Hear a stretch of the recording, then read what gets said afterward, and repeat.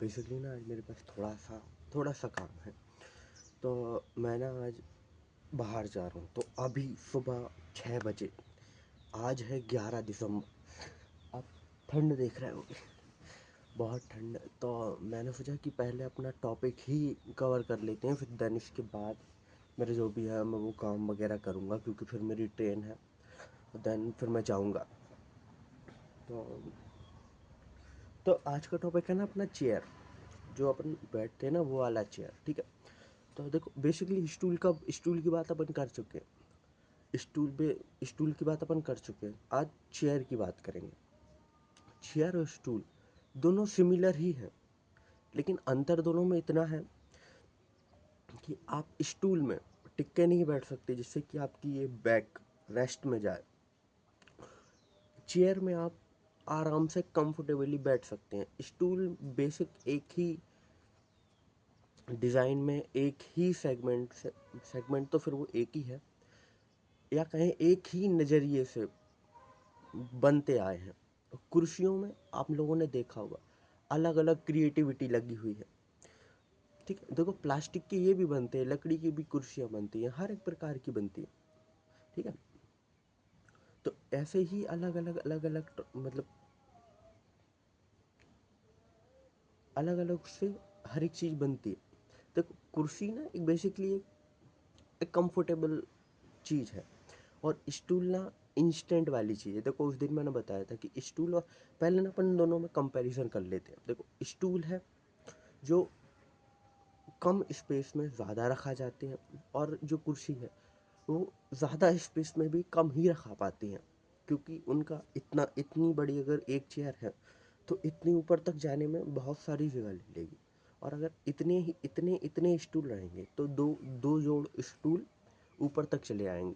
जहाँ पे 20 कुर्सियाँ रखाएंगी, वहाँ पे 40 से ज़्यादा स्टूल रखा जाएंगे, क्योंकि वो बहुत कम जगह लेते हैं। और कंफर्टेबल कुर्सियाँ ही हमेशा रहती हैं, क्योंकि आप लोगों ने देखा होगा कि आप अगर कहीं पे बैठे हैं, ठीक है, तो आप जैसे कि आपके पीछे कुछ सपोर्ट नहीं है, तो आप अगर पीछे होंगे तो आप गिर सकते हैं, स्टूल टूट सकता है। अब चेयर में ऐसा नहीं होता।